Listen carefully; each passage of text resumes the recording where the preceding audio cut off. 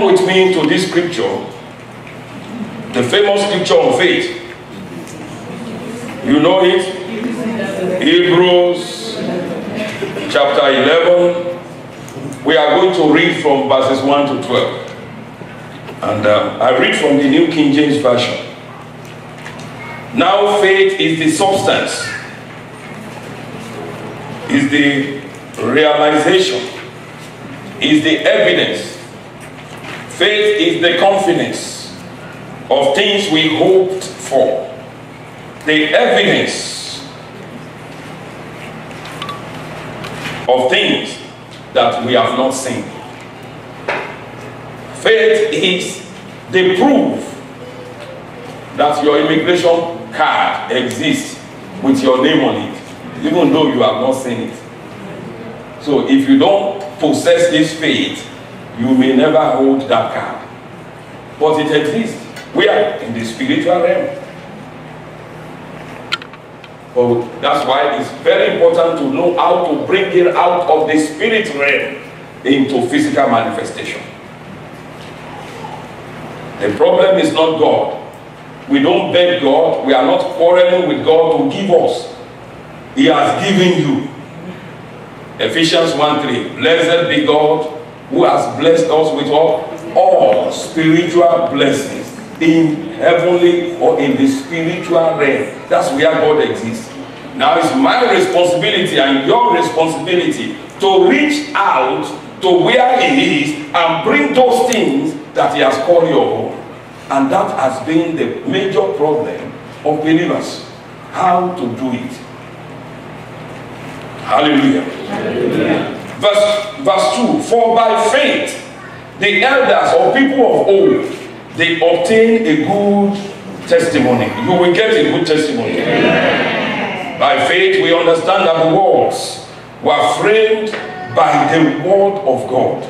The worlds in successive generations, they were framed like you frame a picture. They were framed by the word of God. There must be something in this word of God that can frame the walls, so that the things which were seen, what we can see, look around you, whatever you can see now, was not made with things that were visible. God did not use the physical or visible materials to make anything we see. He used a force that eyes cannot see. And that's what we are talking about. It was made with a substance that you cannot see, that you cannot feel, that you cannot smell. God didn't make the world from nothing. No, He made it from something. And that something is our subject for the next 50-something minutes. By faith, Abel, you know Abel, offered to God a more excellent sacrifice than Cain, through which he obtained witness that he was righteous. God testified of his gift, testifying of his gift, and through his faith, through his faith, Abel, though dead, is still speaking. So faith has a voice, and faith is still able to speak long when you are gone. Abel was dead, but his faith is still speaking till today. So faith has a voice.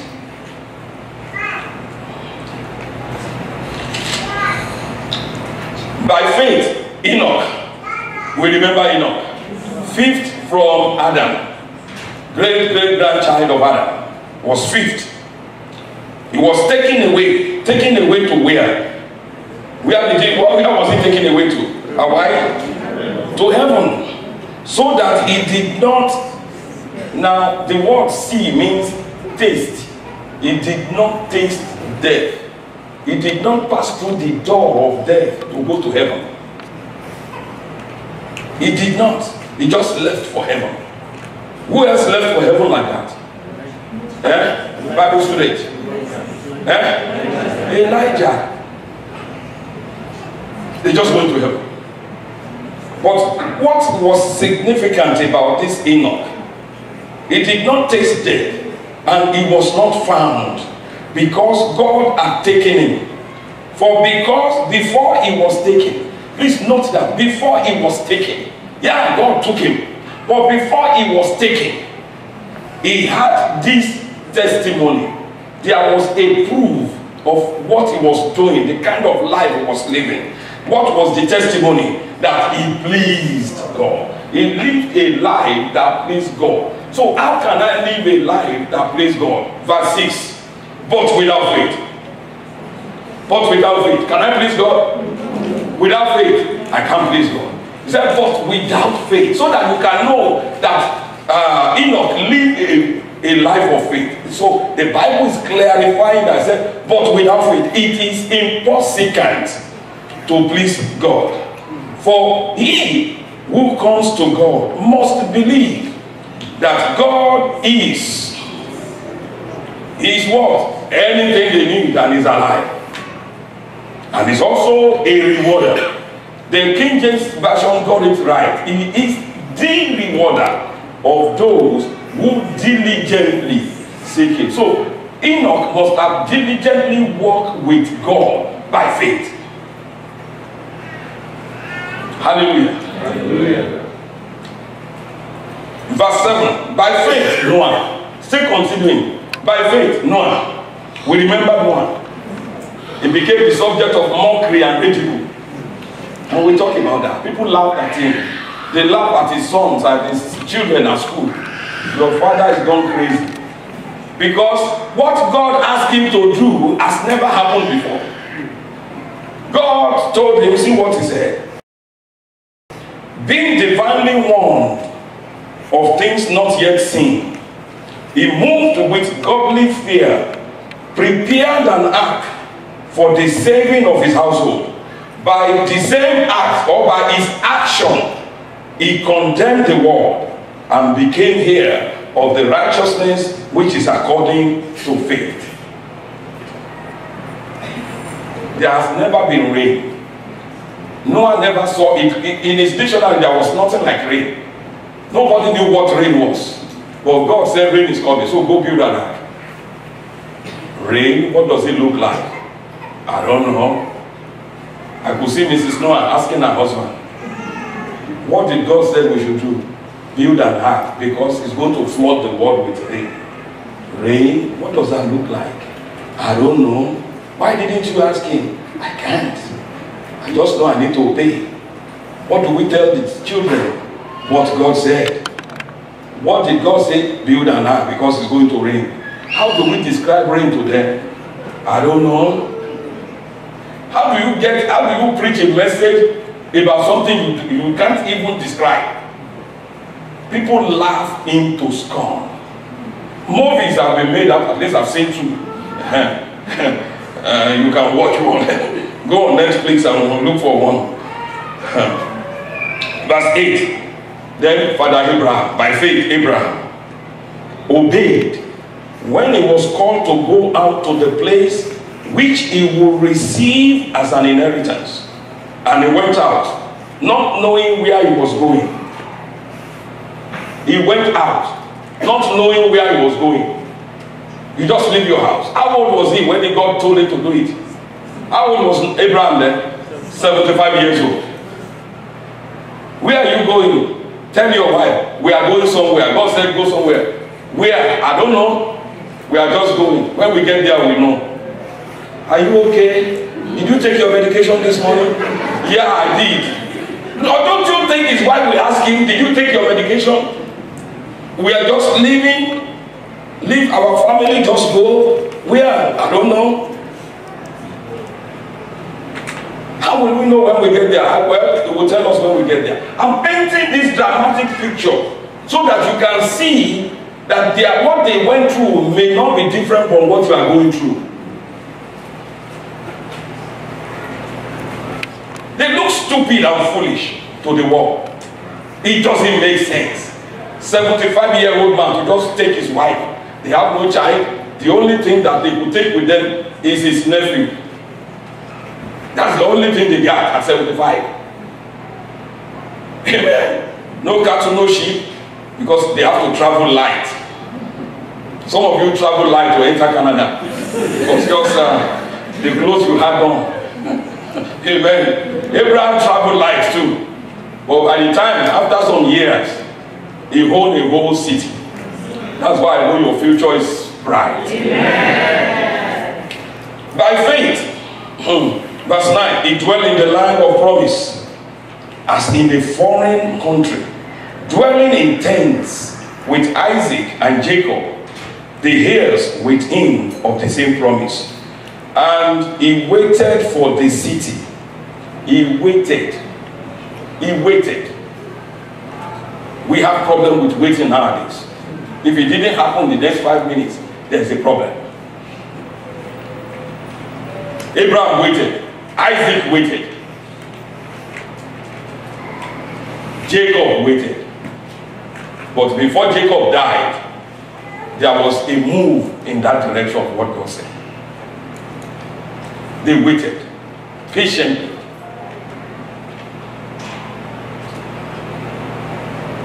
Some of us, if we wait for 2 years, we think it's eternity. No, it's not eternity. Because 1,000 years to God is what? A day.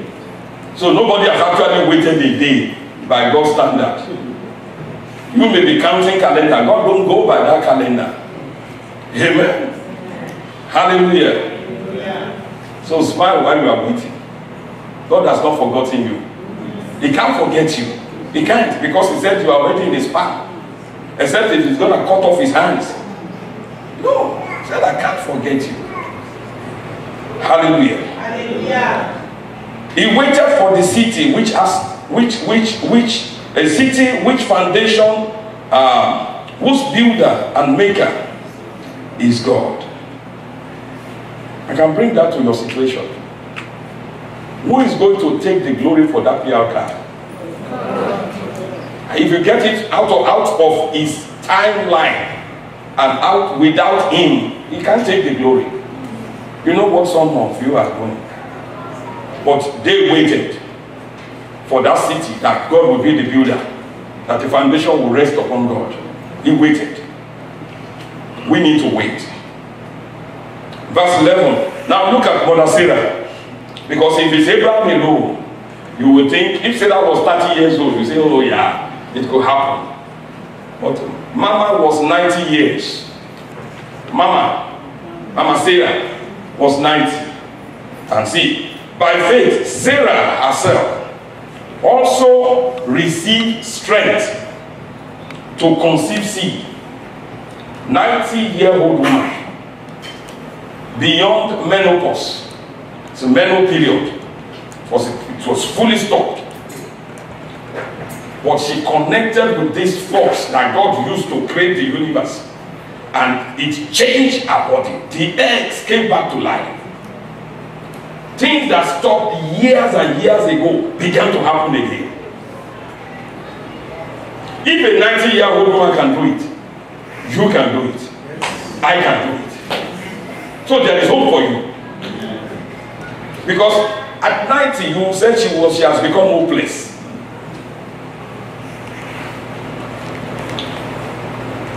She bore the child when she was past the age of childbearing. Why? Because she judged him faithful who promised. She counted that this God is not a fake. He is faithful. I can depend on him. He's not a deceiver. I believe what he said. She didn't have the Bible to read. She only had one word she had in the kitchen. You know how we do. Sarah, your wife, will also carry a baby. And the Bible said initially when she had that, what did she do? She laughed. The soup must be very good. The cow that they were feeding them must be wonderful. These people they have eaten too much cow. And the basmati rice that they cook with it. Or is it our father rice or father? I call it our father. Every time I study these scriptures, it's amazing. Therefore, verse 12, therefore, from one man, and him as good as dead, were born as many as the stars of the sky in multitude, innumerable as the sand which is by the seashore. That's talking about us. We are the sons and daughters of Abraham, together with the Jews. Amen. Amen. Hallelujah. Hallelujah. Let's begin to unwrap this faith. I call it the power of faith. Faith is the spiritual force that opens humanity to a world of unlimited possibilities.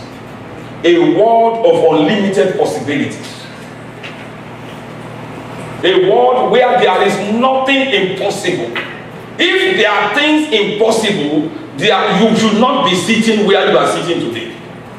Because you are sitting here by faith. This church was birthed by faith. I have never heard of it. I know people travel and then they start churches where they go. But where God will say, change where you are, like he told Abraham, and go to another country and start a church. He didn't talk about the job we are going to do. He didn't talk about where we are going to live. He didn't show us the picture of the members. He just said, move. It's a world of unlimited possibilities. Faith opens the door to a spiritual world of no limit. No limit. The first offering that we collect in those days, maybe $30, $40. And we are so happy.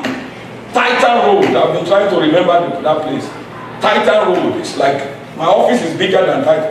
Well, Titan Road is bigger than my office. It's like 2 or 3 of my offices together. That was the whole church. Titan Road. And we collect $30 as offering. Amen. Even on night vigil, we don't collect $30 now. But then, Sunday, how many of us? Amen.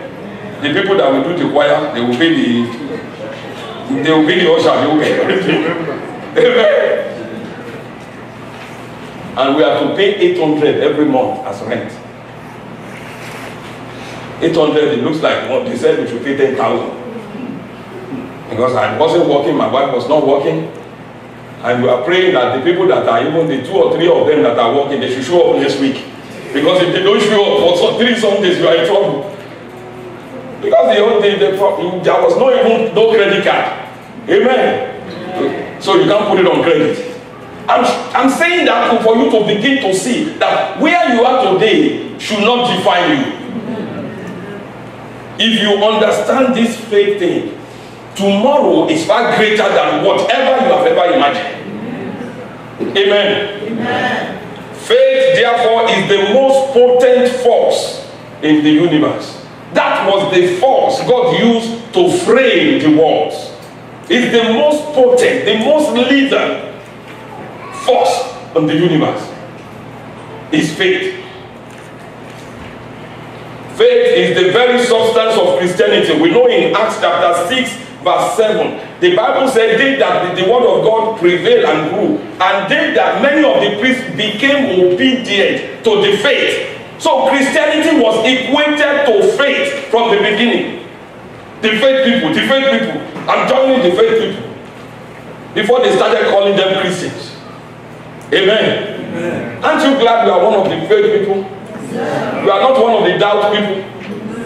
I'd rather be a faith man than be a doubt man. Amen. Amen. So in this study, what is our goal?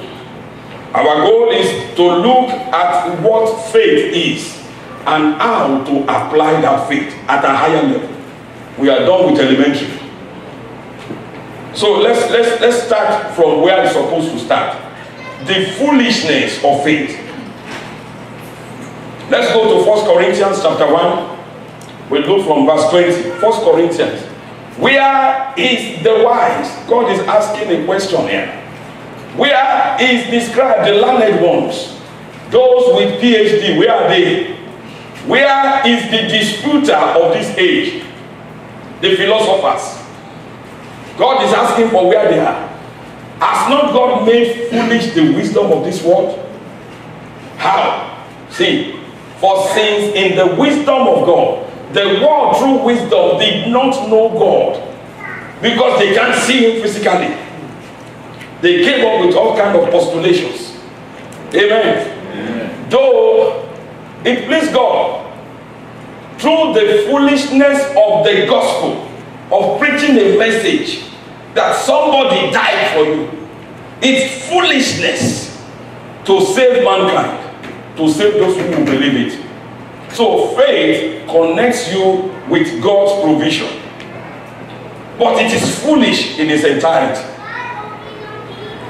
People are asking, how many times they have asked me, what do you mean that somebody was born because there was no room somewhere some years ago, and he died, so he took my place? How does that even make sense to you? I said it doesn't make sense, but it is the truth. I don't need to convince them, it's the truth. It looks stupid. If I have not experienced it, me too. There was a time I was telling people, stop kidding yourself. But when I jump into it, I discover this thing is good, this thing is true. Amen. Amen. That the foolishness of the gospel of preaching to save those who will believe it. For Jews request a sign. They demand a sign. That's why they're always asking Jesus, show us a sign, show us a sign. Because they were carnal, they have to see something. And God has chosen the way of faith to reveal himself and to save humanity. That they will have to believe the words that were written for me to save them. I will not show them anything. The Jews want to see, because they saw Moses part the Red Sea and they couldn't get away from that. They saw Joshua part Jordan. They saw the wall of Jericho come down. So when you are telling them about the ultimate, that's elementary, that's kindergarten. So, but God couldn't move them from that level. They just got stuck there. We have to see. We have to feel. If I can't taste it, it's not real. But God wants to take us to a higher level. And that's where we are going today. Amen. Amen. The Greek, the philosophers, you know all of them. Aristotle and all of them. They seek wisdom. What does it mean? What is the truth? But it's so simple. God made it so simple. Amen. Hallelujah. Hallelujah. But we preach who? Christ crucified. Died on the cross. So the Jews is a stumbling block. They couldn't believe it. And they couldn't get beyond it. So they got stopped. But to the what? To the Greek, it is foolishness. The Greek simply means the Gentiles, the non-Jewish by birth. That's talking about you and me. Except if you are a Jew by birth. Amen. I don't know you might have known. Hallelujah. It's foolishness. And people will tell you it's foolishness. It's stupidity. But yeah. And that was why Paul said in Romans chapter 1 verse 16 to 17. He said, I am not ashamed of the gospel of Christ. For it is what? The power of God for salvation to those who believe, to the Jews first and then to the Gentiles. So in it, the rightness of God is revealed from faith to faith. Paul said, and you know Paul, he was educated. Even if you say Peter was not educated. Paul read all the books. He even read Peter's book with it. So Peter doesn't need to read anything. Paul read everything. Amen. And if there were any one of them that didn't read, Paul read it too. Amen. But he said, I count it all as dung, as refuse, for the excellency of the knowledge of knowing him. He said, this one cannot be compared with all these degrees I have. Amen. There must be something there. Faith puts you at a place of ridicule. People will laugh at you. One of my brother-in-laws told my wife, very precious man of God, he might be watching us now. He said, can't, or is it the elderly one? He said, can't they send you to a place like Florida, at least within US, Florida, where the weather is good, where you are not being uprooted? Because to come to Canada is total, you have to be uprooted. You have to start and you have to begin again. And it takes faith to do that. Especially when you have, I don't know if you are established in Canada here, and God said, now move to US. You have a job, you have a home, you have everything you need, you have gone to school, you graduated, you are doing well. And God said, now move. That takes faith to do. Because people will tell you, you better go and check again. Are you sure this thing is God? Are you going, is your husband going crazy? You know he doesn't have social life anyway. So maybe this Jesus thing is turning his head. Like they said to Paul, much learning has made you mad. And Paul said, if I'm mad, all of you will soon be mad. Let me give you 4 examples so you will know what I'm talking about. That faith to the world, to the natural mind, is equal to foolishness. John chapter 6. Jesus preached the gospel at the crusade. There were over 5,000 people, men, women, and children there. And after preaching for days, he made a statement to his disciples, said, feed the people, give them something to eat. Even if I tell the deacons there, feed the church today, I know they will quickly have a meeting there and say, how much is the cooler of rice? How much is the meat? That will need about 3,000. Within 10 minutes they will come and say, but the hard part is that they were in the wilderness. There was no bakery. They can't run to all those people you give contract to cook rice. Nobody will bake chicken for them and bring them. They were far from the city. And this is this man that we don't even understand the way he reasons. Because they couldn't figure Jesus out. He said, go and give them something to eat. And they are looking at the sea of people. So they said, Lord, where are we going to buy the bread? We are not even talking about the money. Where are we going to, which bakery are we going to contact to supply food for, so that they can eat a little, just a little? But the Bible said, Jesus said this to test them.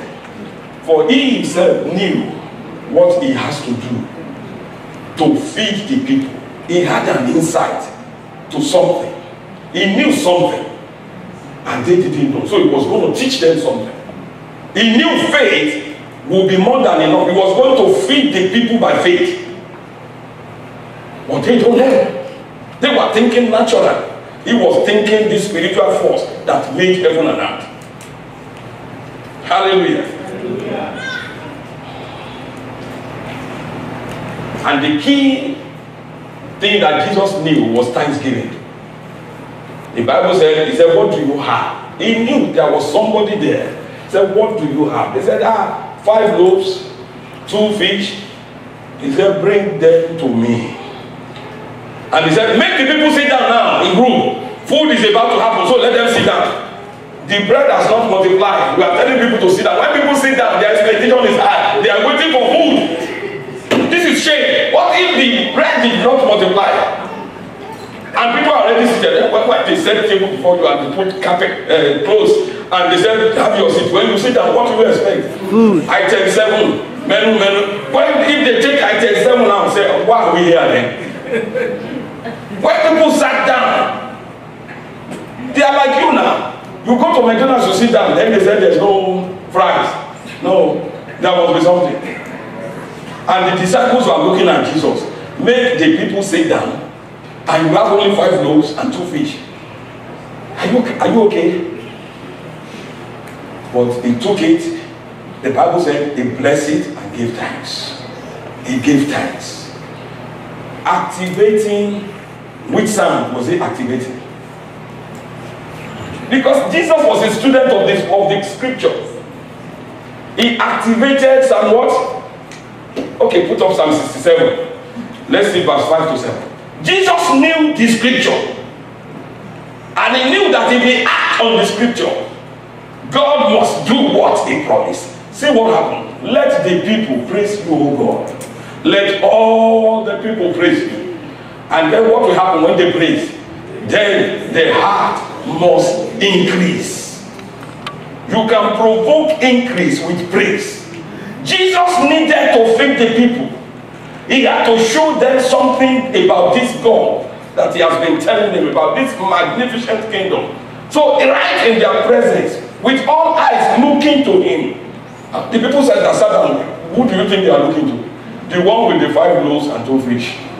And they are thinking, how is he going to feed us with this thing? You see it too? I mean, I see it too. 5. What table are we sitting on? Which table is he going to call first? People were having all kind of thoughts, and they saw him lifting it up to heaven and praising the Father. And after he praised the Father and gave thanks, it remained 5 loaves. And the Bible said they began to distribute it. And as he was cutting it up, it was regenerating. Boom, boom, boom. Amen. Amen. At the end of the day, how many baskets did they gather? Leftovers. 12 baskets. 12 baskets. So, faith may put you in a position of ridicule. Let's see another one. What about Lazarus? They said Lazarus, that was close, a partner with Jesus' evangelistic ministry, was sick. But Jesus did not go. He didn't show up to come and heal him. Some of you thought pastor has been too late. Then after 3 days, Lazarus is dead. Then they had to travel a whole day to get there. And the sisters of Lazarus were, they have said what you probably would have said. Lord, if you have been here, our brother would not have died. Where were you? We were paying, we were supporting your ministry. Remember all those checks? Our brother used to write big checks. If there was tithe, we pay tithe. Only we have to do was come. You didn't come. We sent somebody to you. It's not that we didn't use what did they use? Text message. They sent a human being to him. All kinds of allegations were made against him. But he made a statement. He said, did I not tell you that if you will have faith, if you will believe, you will see the glory of God. For your brother will rise again. Dead, buried. Now, by Jewish custom, if somebody dies, they still believe that within 3 days that person can wake up. But by the 4th day, rigor mortis sets in. Natural decay process starts. They bury that person, they roll the stone, and it's over. So he was buried. And he said, roll away the stone. And the sister almost went into argument with him. Lord, you don't want this man. Don't ridicule us. Don't embarrass this family.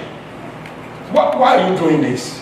You didn't do anything, he died. Now you want the whole community to be smelling. They will say this is Lazarus' perfume. Jesus said, come on, roll it away. And when they did, he that was dead came back. Amen. Amen. Healed. And it became a testimony. Faith will put you at a place of ridicule. Because it bypasses human reasoning. You cannot calculate it with human mind. Let me give you one more. What about the wedding at Cana of Galilee? I'm painting it so that you can see that Jesus walked by faith. He subjected himself to be scorned and to be laughed at. He went to a wedding. So there's nothing wrong with going to a wedding. Thank God for the groom and the bride. They invited Jesus. If not, they would have suffered shame and embarrassment. And they invited Jesus. So he was there.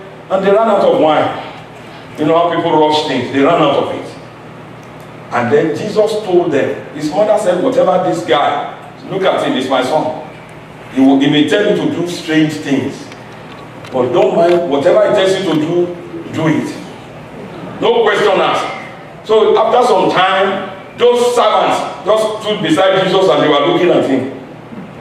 There was no wine to serve anyway. So the wine was out, so they stood there, and every time Jesus looked back, his eyes would meet their eyes. And I believe Jesus too was praying in tongues. Father, we gotta do something here. These people won't leave me alone. They are standing there behind me. So God told him what to do. water pots, 6 of them, fill them with water. And those servants could have told him, sir, it's wine we need. Can't you do something? Just move your hand and let wine appear. He said, no. Fill it with what? Prove this. Began to fill the water pots. Each pot can contain up to 30 gallons of water. They fill it to the brim. I love those servants. Until there was no, they level it. We will see what he wants to do today. We must see. They were prepared for him. Then after they thought he would come and pray over it, then he said, take from it, each one, and take to the chairman of the occasion. Chairman of the wedding. Water. We don't even know whether the chairman was drunk or not. If he was drunk, we probably throw it on their head. I said, you are giving me water, we want wine. And stupidly, they obeyed. When they got the stuff out, it was still water. They went to the chairman, it was still water. But between the time the man would take the cup and put it in his mouth, something happened. He tasted not water but wine. Not just wine, a better wine. And took the first one, took the second one. I believe he took about 6, so he must have done. If you are the chairman, you will take about 6 too. It was 6 water pots. How are you sure that there was wine in 6 of them if he didn't take it? Amen. Now, we gotta see scriptures now. And the man was saying, oh, why did you leave this good wine until the last? We already drank too much. We have no more room here. Amen. They thought it was a strategy. But it was God at work. But the instruction of faith looks stupid. Can you take one more? The man that was born blind. Don't worry, Pastor, this is ready for prayer this week. In 2 weeks' time. The man that was born blind. Somebody was blind. He came to Jesus, and Jesus now spat on the ground. In the presence, he didn't do it in the corner. In the presence of everybody, he spit with mud, and then made him double blind. The guy was blind already. Now, if you go do that in the city of Toronto, CP24 will carry you. Wicked pastor harassing a blind man with his picture will be there. So, this man is wicked. He has no sympathy. Jesus plastered his face. I believe he didn't do it nicely. He plastered it. After he's done, he told the man, a blind man, then go to the river. That river was not next door. You see the stupidity of the instruction of it. He said, go and wash your face, and then come back. And a blind man. So the man asked people, please take me to the river. One of them said, why don't you take off the mud from your face so you can see? No, I can't. I'm not told. He said, go and wash it there. I need to go there. Can you please? Is this the way? No, there's a speaker there. No. Okay, this way. The Bible did not tell us how long it took the man. But do you know people advising, why don't you take this? Maybe you will see. Who did this to you? He said, a man called Jesus. Why didn't he lay hand on you? Why does he need to embarrass you? But the man went to, he refused to obey people. He got direction, bump into people along the way, washed his face, and the Bible said he came back seeing. If he has not followed that stupid instruction, he would have been blind for life. Hallelujah. Hallelujah. Hallelujah. Hallelujah. So what is faith? As I round up now, you can only go as far as time will permit. It's supposed to be a conference. Stay here 3 days. Amen. We'll continue another Sunday. Amen. Faith is engaging the word of God to enforce the delivery of destiny. Faith is engaging the word of God so that your destiny can be delivered. I'm defining faith now. Faith is a spiritual force. Please hear me. Faith is not a psychological force. There's no psychology. in faith. There is no philosophy. They teach that in colleges and universities. We are not talking of philosophy. If this and this, tautology or whatever they call it. No, we are talking of a force that you cannot see, but you can see the effect. The force that opened the eyes of the blind. The force that turned water to wine without any gyration. The force that took out leprosy from the dirty water of Jordan. That is the force we are talking about. Romans chapter 10 verse 10 said, for with the heart man believes, not with your head. Faith is not a mind game. It's a spiritual force. It resides in your spirit. Faith, Bishop Oyedepo defined faith, and I love this. He said faith is a living force drawn from a living world to produce living proofs. Living force from a living world that makes visible a proof that the world cannot deny. They may not like your Christianity, but they cannot deny the results that you get. That is what faith will do. They may call you a fanatic, but they will run to you when they have problems. Because they know there is a force in you that nothing can stop. Remember the woman with the issue of blood. Let's go to Mark chapter 5. Let's pick it up from 27. Mark chapter 5. That is the same force, because Jesus told us what healed this woman. It wasn't the power of that, it wasn't the anointing on Jesus. It was this woman's faith. And when she had heard, what did she hear? That Jesus is a miracle worker. People were touching him, or he was touching people, and they were getting healed. She said, my time has come. She meditated and she released faith in that word. And that faith moved her to do something. Because by Jewish custom, she's not mingled with the people. She's impure. If she does that, the penalty is to be stoned to death. And remember, this woman has been at it for 12 years, constantly losing blood. She has lost weight. The vitamins in her body, the electrolytes have been depleted. So she was weak and frail. And they know her in the city. Oh, you know, people know people with their problems. Oh, your friend is coming. Here she comes. Everybody knows she's coming. Don't let her pollute me. But this woman, the force of faith moved her. She said, no more. If I can just get to him, he doesn't need to pray for me. If I can just grab his clothes, this shame will be terminated. She went up again in her home.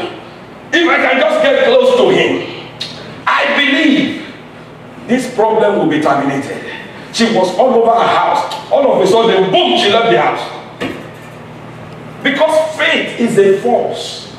And if you did Newton's law, you know a force will move things. So this force of faith moved her. But the first place it moved was her mouth. And that was where we have been. The force moving your mouth to say it. But it doesn't stop there. It must force you to do something. She came out, started pushing people. Where did she get the strength from? Because faith will connect you with the strength of God. She was pushing. You know how they follow Jesus? Peter said, everybody is strong in you. And you are asking who touched me.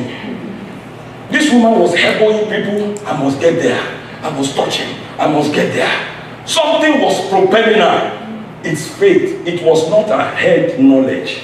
Something was in her spirit. She believed. And in verse 34, see what Jesus said to her. In verse 34. And he said to her, daughter, your faith, even though I carry the power, but something connected with that power. He said, your faith has made you well. The King James said, has made you whole. He said, now go and be healed of all the affliction put together. Faith is that force. So as long as you can develop faith in the word, it's not over for you. Amen. Nothing is, that's why there is no impossibility to faith. Even if you are down today, it's still not over. Hallelujah. Faith is an act. Faith is doing something. Faith is not just talking. Yes, we have been talking for a while, but it's time to begin to take steps to do something. That force must move you to do something. Faith is not timid. Faith is not scared of opposition. Faith challenge. It was the same faith in the name of Jehovah God that moved a 17-year-old boy to put his life on the line, looking at a warrior, trained warrior with experience. He looked at Goliath and his faith began to speak. His faith began to move him. That's 1 Samuel chapter 17. Go there. Let's see. I have it somewhere here. Lord help me. 1 Samuel 17.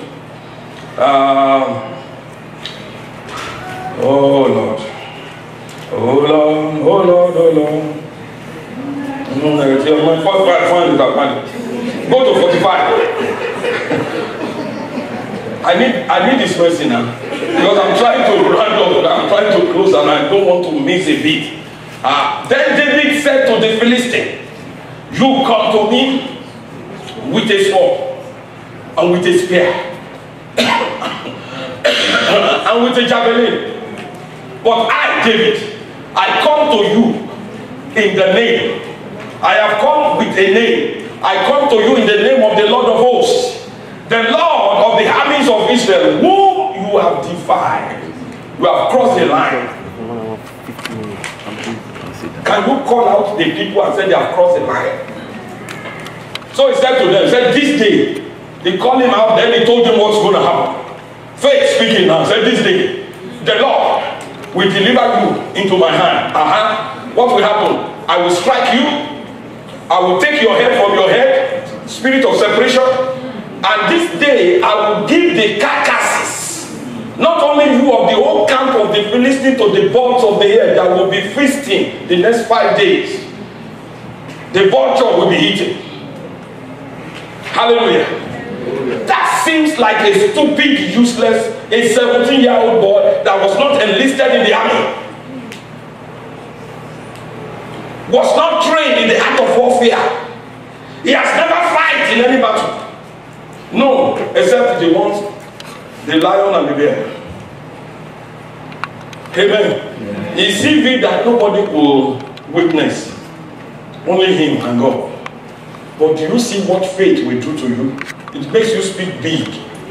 That I have in Canada for stay. And they just gave you a letter of no. But you are declaring I'm here for stay. And very soon I'm going to buy some properties in downtown. And people are saying, didn't they say they're going to remove him? That's what faith will do to you, because you see something others don't see. If you can see, I know all of you can quote Joshua 1:3. But how many of you can see Joshua 1:3? I'm not saying of quoting it. To quote is the mind. I'm not talking of head knowledge. I'm talking of spiritual revelation. As Joshua 1:3, have you meditated on it long enough to see that God said your foot, if your foot can step on it, he said, I have given you, not your feet. He knows you have two. So in case they cut off one, if the other one can come, he didn't say I will give you. He said I have given you. So it is done. If you can see that, it doesn't matter how many letters they give you, you will ask God, what should I find again? And he will tell you 5 days. You go to Amos 9:15. He said, If the sole of your foot tread upon it, I have given you. So that means that land is yours. So he said in Amos 9:15, I will plant them in their land. Which land? The one they have walked on. The one their foot has tread upon. God said, I will plant them and no more shall they be uprooted. So where is the immigration officer? Where is the alliance that will remove you? Come on. Come on. Tell me. If you really can see that scripture. But many will just quote it. But faith will move you to act on it. And faith will move you to speak boldly on it. And what you say can never be uprooted. I don't care whether they lock you up for 1 year or not. You know that prison door was open. Yeah. They lock up Peter too now. They're not the first one. They lock up Paul too. Come on.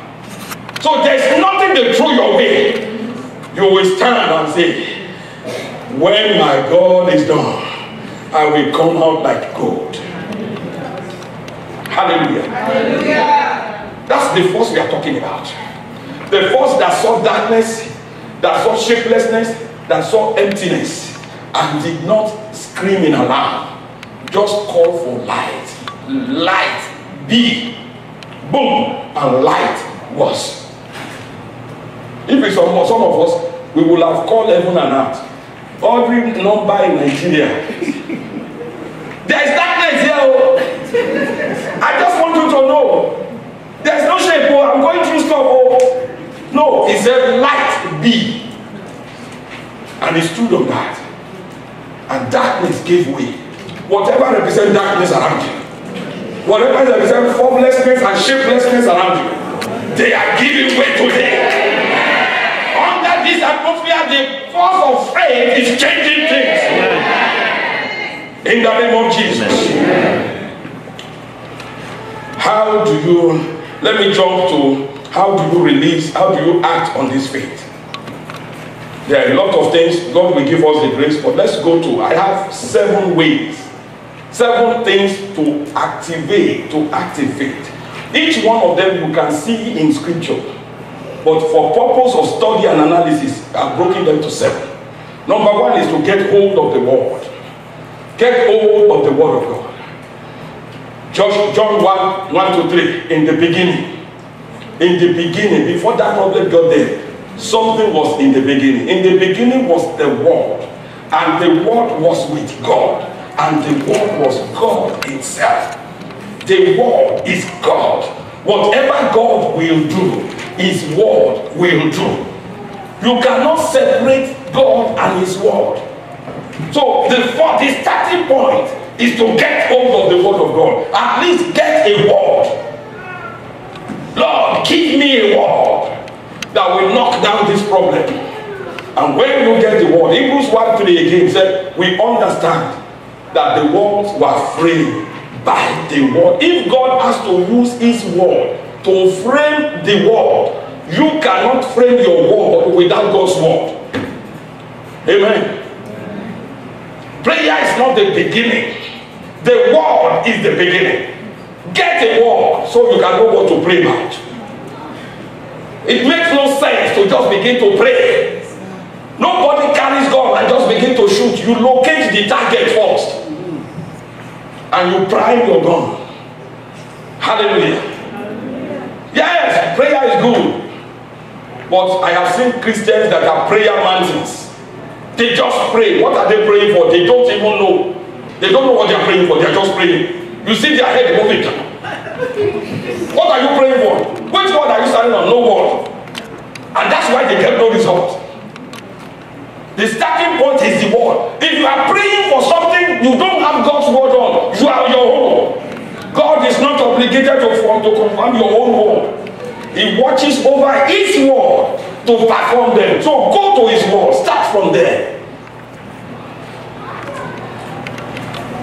Number 2, you need to release your faith in that word that He has given you. Jesus' mother said to them, whatever He says to you to do, do.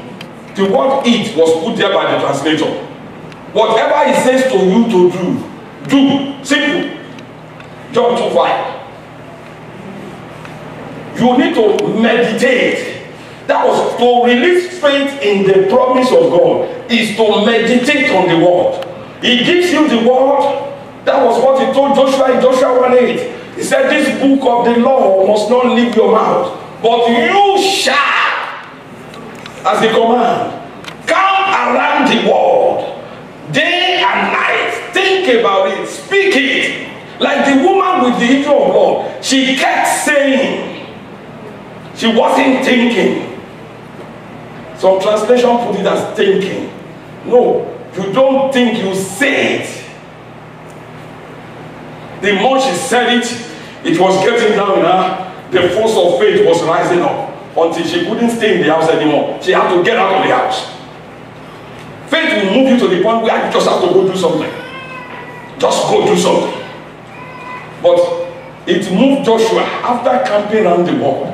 What no man has done. He looked at the sun in the presence of everybody. Said, sun, stay there. Move, go nowhere until we get the victory. And the Bible said the sun stayed. It stopped the, what do they call it? The weather system at the voice of a man. He didn't just wake up and say, son, stay there. Son will have said, who are you? What do you mean? He has camped around the world. He has seen himself that he can act like God. He can speak like God. And he can get God's result. And he didn't say it in the corner of his house. Just, honey, I'm going to say something in case it didn't happen. Don't tell anybody. Like some of us, he was in the presence of the soldiers. And he said, the sun is not going anywhere. The moon, you are not permitted to move. And they obey. Amen. Amen. Release your faith into that word. Hebrews 4:2 said, the word was preached to us. Put it up there. Hebrews chapter 4 verse 2. Please, we are looking at how to act on faith. For indeed the gospel was preached. Remember, it's the gospel of foolishness that looks stupid with the instruction. It was preached to us as well as to them. But the word which they had, it's not that they did not hear it. Many are hearing the word, but they are lacking this element. They did not mix it with faith. And so they have no profit. What you are hearing, by now you should be ready to go and choose nails. Say, Lord, if you tell me to choose nails, I am ready. This thing should have been stirring something in you. You need to mix faith with that word. What word has God given you? What word? Before I left US, I asked God, not that I have a spiritual father that sent me, because he won't be here with me every day. I have to be sure. So, period of separation for myself. Lord, why should I go? Give me words. Why should I go? And he gave me Romans chapter 10, verse 14. Told me to read. He said, how shall they what? Put it up there. Romans chapter 10, 14. So what I'm telling you is what I do. He said, how then shall they call on him whom they have not believed? How shall they believe on him whom they have not heard? And how shall they hear without a preacher? And who will preach unless they are sent? He said, there are people who are crying for me in that nation, and they need to have faith, and I'm sending you there. That is the word he gave me. I know it. And to confirm that, my spiritual father, without discussing with him, he said the church shall be Faith Chapel. To confirm it, without discussing with him. Because he too went into to ask God, we are taking one of my key officers away. My assistant is been with me, we are taking him and his wife. Give us word. Apart from the prophetic word,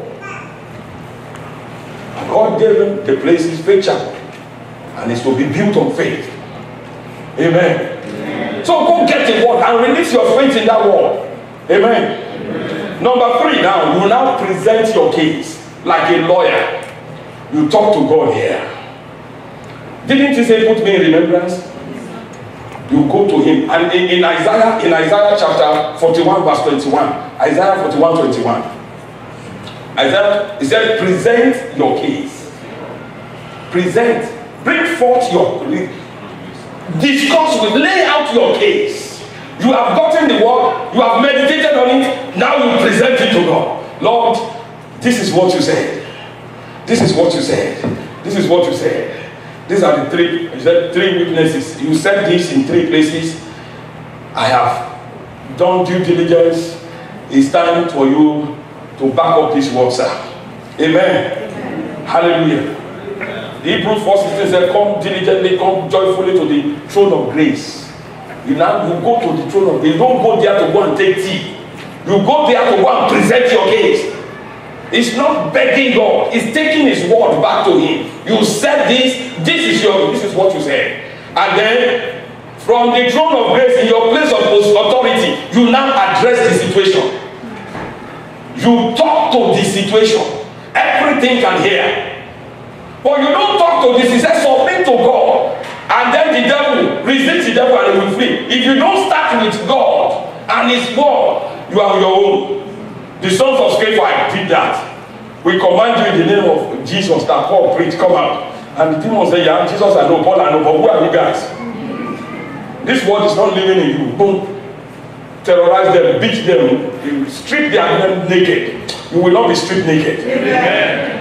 You address the situation. That's where Mark 11:23 that we've been saying comes in. Whosoever shall say to this mountain of problem and difficulties, be removed, be thrown into the sea, and shall not doubt in his heart, but shall believe that those things. That's where Christians miss it. We want to say rubbish and then say one thing and think it will work. It doesn't. He didn't say what he said. He said those things. The totality of your word. You cannot speak unbelief for 24 hours and talk faith for 2 hours and think it will work. You can't talk unbelief. And all of a sudden, there's a problem now. We are now speaking faith, quoting scripture. It won't work because your heart won't believe it. Your heart has been trained in unbelief. Even your heart doesn't believe your own words. So how can demons believe it? That's why you need to selectively pick your word. Don't speak negative things, whether there's problem or not. Don't speak negatively. So that when there is problem, what you say will be faith in action. And your heart will take it and begin to act on it. Many, their hearts don't believe them. Say, oh, he's joking again. Doesn't mean it. Oh, she's coming again. Those things you say. So watch those things. Take a tape recorder. Record your speech for one day. Then play it back. Then you know those things you are saying. Oh, this my leg is killing me. I'm shopping till I drop. Those things you say. One, you are lying because your leg is not killing you. So your heart is saying it's lying. The leg is, and when the leg here is killing, the leg says we need to kill her. Let's be, yeah. You are giving instruction. You are commanding your leg to be the cause of your leaving this heart. So my leg is killing me. Oh, my back is killing me. I'm dying to go. You see all those things? You watch how many times they call death in a day. And then they die all of a sudden. They say, oh, he wasn't sick, she wasn't sick, she just died. Because in 24 hours they are speaking death over. I'm dying to go. Oh, I'm afraid, I'm like this. You sit around some people, you want to plug your ears. Because what's coming out, oh my goodness, has no place in scripture. And their faith. You see, every time you act without following these steps I'm giving you, it hurts your faith. And you lose confidence in your faith. It hurts your faith. You did this, it didn't work, you did that, it didn't work. The next one automatically begin to say, there's no guarantee it will work. Let's watch what we do. These are steps, practical steps that I employ that I know works. And they are backed by scripture. You address the situation. Then look at Psalm 18. 44 to 45, Psalm 18. See, there will be foreigners, there will be strangers, but this is what to say. As soon as they hear of me, what are they supposed to do? They will obey. If you treasure the word of your mouth, when you speak, demons begin to shiver, and foreigners will submit. But it starts with you. If you don't believe what you are saying, what will make devil? Now, the devil even believes the word of God. The Bible said they believe. And then they even do something about it. They shiver. Amen. We miss it. Christians miss it here. Then number 5, because of time, declare the victory. When you have laid your case before the Father, you have addressed the situation. Now you now announce your victory. You prophesy what that was what David did. He said, today I am victorious over you. I'm going to take all your carcasses and feed them to the birds. Your head is going to be removed from your head today. He's announcing what will happen. And did it happen like that? Yeah. Because faith speaks of the end before it happens. Job 22:28, then you will declare a thing and it shall be established. When people are saying you are cast down and you say there is lifting up, the Bible said he will lift you up. So you declare your victory. No matter where you are, no matter the people that are speaking against you, you declare that in this situation I am victorious. But don't just speak from empty stomach. Put something there first. In my culture they call it a jesara. Eat something in your body, put it there. How do you understand? You load something in the body. When you speak, hallelujah. Hallelujah. Because some of these young ones may not know what I mean by jesara. It's what you have eaten. The scriptures you have meditated, they will be coming out of you. And when you say it, heaven is moving. It will be as if Jesus is the one speaking. Number 6, and some miss it here. They say something today and they switch off the switch of faith. If I want light to remain in this place, what do I need to do? Simply. What if I take off the switch? Will that light still remain? So that when you leave the scene, your faith is still working. Keep the light, the switch of faith on. Every time you remember, Lord, I thank you. Because the issue of my PR card has been settled yesterday. I got it yesterday. At 5 p.m. yesterday, I released faith for my PR card. I got it. I have announced, I just want to thank you. 2 days later, Lord, I just want to bless you. Because 2 weeks ago, I got my PR card. Amen. I released faith on it. I declare how it's going to turn out. You keep the switch of faith on. You don't quit. You don't quit. You don't begin to bring another idea. Maybe let me try this now. It's been 1 week. No, what you said last week is still working. No farmer who goes to dig up their seed after 1 week and say, I put something here 2 days ago, it's not coming. It's not working. Let me take it. Then that ground is not good. Let me put another one. Would they ever have an harvest? No, don't quit. Leave it there. It's working. The seed knows what to do. You just keep watering it. Hallelujah. And then always give thanks. Always. Always. Even when it comes up, it doesn't look like what you are expecting. Just be thanking God because, hey, something is happening. And by the time the harvest is ripe, it will be what you are expecting. If you pray for a Mercedes and a Toyota show up, know that is the Toyota the Mercedes? No. But thank God for Toyota. And keep reminding God, Lord, it's Mercedes. It's Mercedes. And thank you for my Mercedes. I'm thanking God for my Mercedes. It's Nissan that show up now. Mercedes is going to show up. I thank you for my Mercedes. I thank you. I keep thanking him. I don't quit. And I'm thanking him. Now, even if you are a man and somebody keeps thanking you for something that you have the ability to do, will you not do it quickly? Even an unjust judge turn around to do what the woman says. How much more to God, a loving, caring Father? Rise on your feet, people.